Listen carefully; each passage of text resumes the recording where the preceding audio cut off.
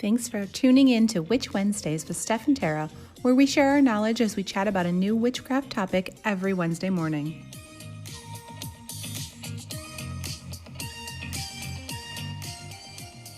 Welcome back to Witch Wednesdays. This is Steph. And this is Tara. And you are listening to episode 59, Pagan Origins of Valentine's Day. Yay, guys!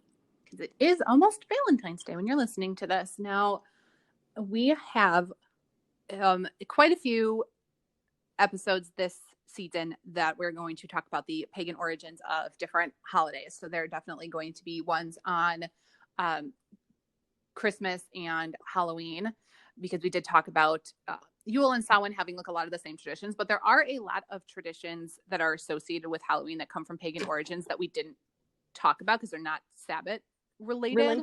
Like trick-or-treating has pagan origins, but it has nothing to do with Samhain, so we didn't talk about it. So we are going to have pagan origins for a lot of more major common holidays, and Valentine's Day happens to be the first one up, but we have one again next week too. So just in time for whenever the holidays are, we will have these for you. So why are the pagan origins of holidays important? Why do they matter? And what do they have to do with witchcraft? You might be asking yourself. So first of all, we just think pagan origins of holidays are interesting. Yes. Because a lot of, it's fascinating stuff. A lot of people think that most of these holidays were just invented by greeting card companies, which, you know, is true that the mass marketing has led to commercialization. Yeah, of many holidays. Of greeting cards and flowers and candies and things like that, of all these companies trying to sell their stuff. Fashion. So that is part of it. But these holidays didn't just appear out of nowhere. There isn't just one person who said, okay, we are going to have Valentine's Day and we are going to send chocolates and cards and flowers and that is it. That's not. And everyone's going to buy things. That's not how it came about. They do have very interesting pagan origins. So as witches, we find pagan origins of anything really interesting. Yes. Because if you were raised in a traditional Abrahamic faith, you may not know any of this information. So it might be, you know, brand new information, because, you know, Christians especially gloss over these things because they are the holidays that they tried to get rid of or change or stole. or change into, you know, what they celebrate today. So we find that these origins very interesting. Yes. And it's also important in witchcraft just to understand sort of where witches came from, where pagans came from, why they were persecuted, because that's a big part of huge thing witchcraft. And remembering when you are practicing is witches who came before you who died for this. The witches that came before us. Yeah, it's important to understand your pagan backgrounds and your witchcraft backgrounds to just know where everything sort of came from and how it all ties together. And because of these pagan backgrounds, these holidays have their own energy. So we've talked about, you know, the seasonal changes and times of the year and the moon changes and how that affects energies. And these holidays have their own energies too. So even if you don't like celebrating Valentine's Day and you know, hate the holiday because you don't have a romantic love in your life, maybe you want to do some spell work that is completely related to the pagan version of this holiday, which is similar, you know, something to do with romantic love. But of course, all these pagan holidays have sacrifices, so it's a little different.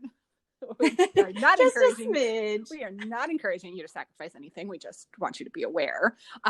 So it is just all around very interesting, but can also influence your spell work at this time because it has its own energies. And we talked about how the New Year's being celebrated on January 1st isn't the traditional witches' New Year, but it still has a lot of energy because all of the people all over the world are putting their intentions and energies out into the universe on that particular day. And it makes it a very strong day. And the same can be said for Valentine's Day. A lot of energy surrounding that day. So important for history and important for witchcraft, lots of reasons. So that is why we kind of wanted to go over those with you this year, at least like the main holidays that we talk about.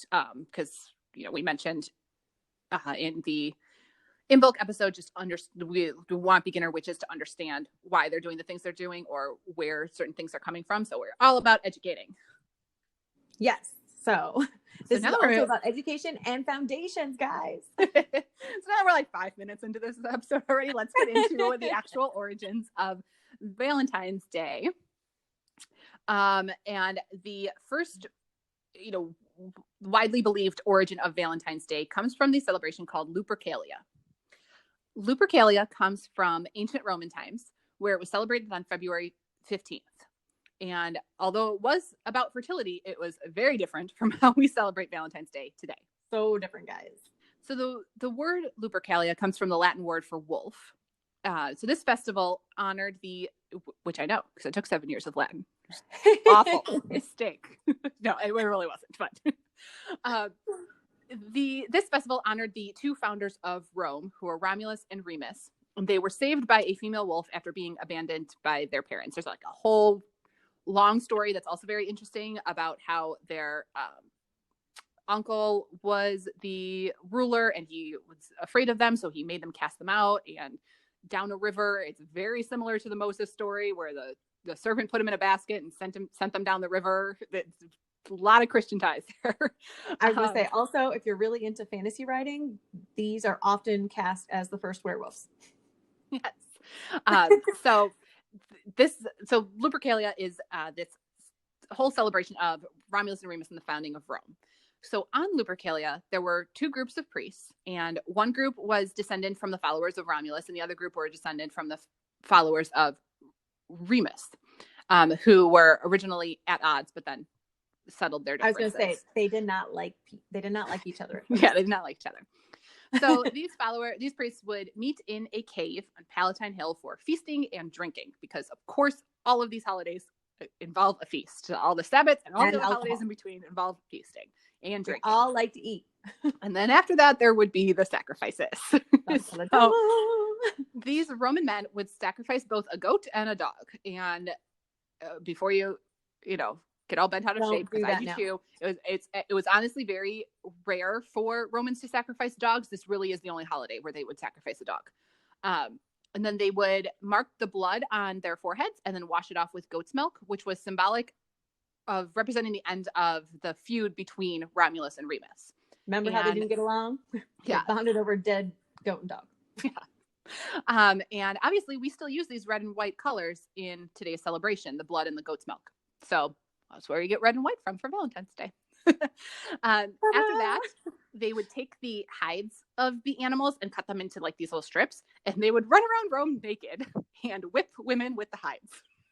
So this wasn't like a bad or scary whipping. Like it was more like a playful, playful, like little tap. Young women would actually line up for these men to hit them with these animal hides because they believed that it would make them more fertile and bring good luck.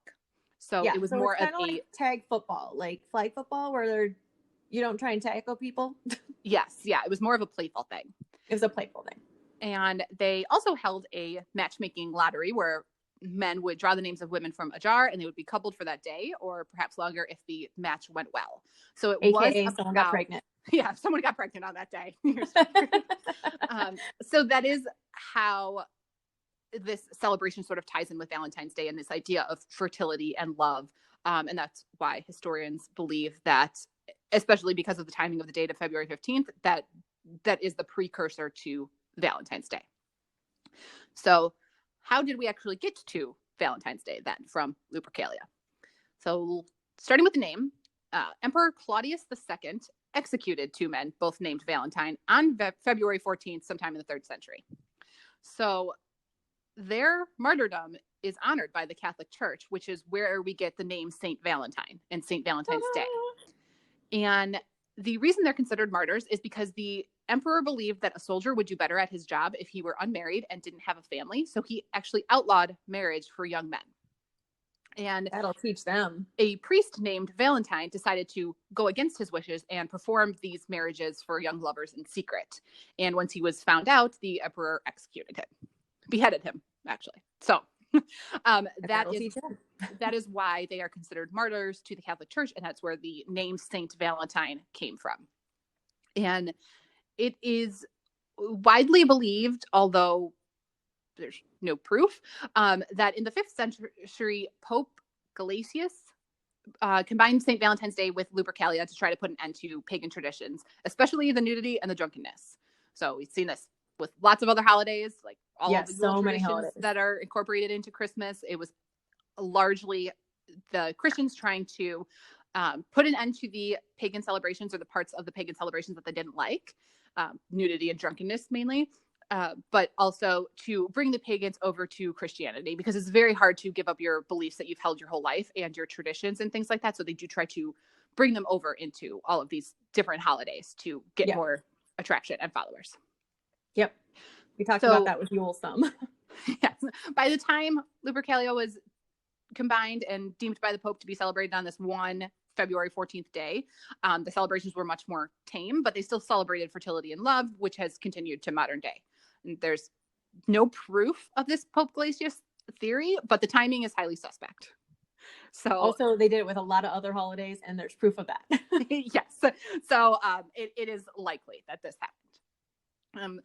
But it is argued that Valentine's Day was first associated with romantic love through Chaucer's poetry, because he was an apprentice to a florist, and he was trying to increase market demand for his flowers. So he began writing that flowers on Valentine's Day were the highest symbols of courtly love. So everybody started buying flowers to send on this St. Valentine's Day to show their love.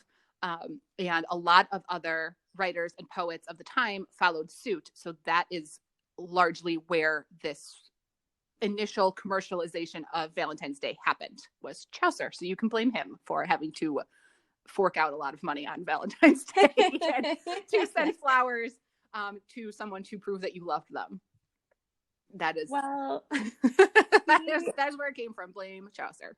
I was going to say, he had a lot going on, you know. He also was trying to sell his poetry because it was really hard to make a living as a poet, hence why he was an apprentice florist.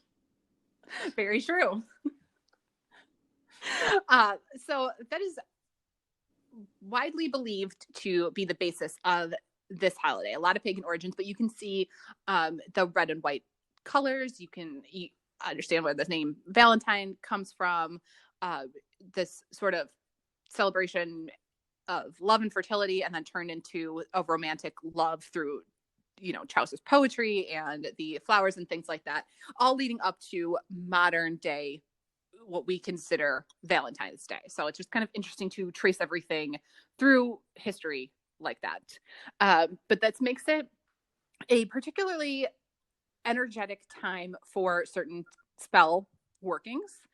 And that would obviously be fertility. That's the main basis of the initial Lupercalia celebration. Yes. Which was feasting and drunkenness before, you know, whipping the women for this idea of fertility. So if you are trying to have a baby, this is an ideal time for fertility related spell work. And as we talked about for Imbolc, it's a lot of time, it's the blooming of spring, it's the beginning of spring. So this is still kind of within the season. As we said, lambs can start being born anytime in the first few weeks of February, and this still falls within the first few weeks of February. So get your fertility on, I guess, if you want. Exactly. But there are a lot of other energies then associated with this day. Passion. So yes, there you can definitely use a lot of different spell work. It does not have to be romantic love. Self-love spells also work at this time. Friendship spells would be great at this time as well, because it's sort of, you know, a friendly love. It's still in the same realm. So a lot of people in 2020 struggled on the friendship front just because they couldn't, you know, see people and weren't in the office with people. So that definitely made things harder. I mean, it made romantic love harder too. You can't really like, it made everything harder. Online dating and like things like that made it tough. So, and like meeting new people or anything. So understandably, this would be a heightened time to do any of that spell work. If you are looking for a romantic love or friends, or are feeling down on yourself, this is a great time to just tap into the energies that are out in the universe at this time. Even if you don't have a romantic love and you aren't, you know, spending $100 on a steak dinner for this one night. I mean, you can let people know that this was not invented by greeting card companies in America. Like everybody likes to say, likes to blame the capitalists. No, we have some historical basis here to tap into. But yes, if you are not traditionally celebrating how, Americans celebrate, there are a lot of other ways to incorporate this sort of day into your spell work. And obviously it's perfectly fine to ignore it too. You don't have to celebrate every pagan holiday that we talk about, because that would be every single one all year long. I was gonna say, you'd be celebrating all year long. Nothing wrong with that. It would be a year of feasting and drunkenness, maybe nakedness. Could be a good time. Could be a good year. I'm not gonna lie. Any holiday that I can celebrate Skyflat, I'm in. It could be a good time. But yes, if you want to completely ignore this holiday, that's fine too. We just wanted you to be aware of all of these pagan origins. And like we said, with the new year, just the sheer energy people are putting out, it is a good time for a lot of spells and manifesting a lot of different things. So yeah, so definitely let us know on Instagram if you celebrate Valentine's Day traditionally, if you instead celebrate Lupercalia. There are some pagans who do still celebrate this, especially if they have strong Italian lineage.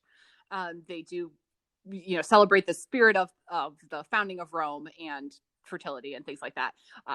Or if they have, don't sacrifice the dog though. Yeah, don't sacrifice a dog. You can definitely use wolf imagery and wolf energy, but let's not sacrifice any dogs. We do not, or goats. We don't recommend sacrificing at all. We don't want to. We're not about that sacrificing life. We love the pupper. Yeah, I'm a vegetarian. I don't do that whole sacrificing thing. So. But let us know if you plan on celebrating, if you knew anything about Lupercalia celebrations or the history of Valentine's Day or Saint Valentine. Let us know on Instagram in the comments, or if you plan on doing any particular sort of spell work, let us know. We would love to see what you have planned. Yes, we love knowing how people celebrate any holiday ever. And that is all we have for you this week, and we will see you next week for another pagan origins of the next holiday. Yeah. Thanks so much for listening, guys. Bye.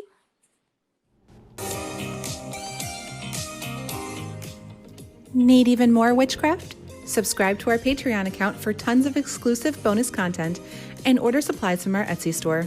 Reach out on Instagram at Witch Wednesdays Podcast or by email to witchwednesdays@gmail.com if you have any questions or comments. Find all these links and more at witchwednesdays.com.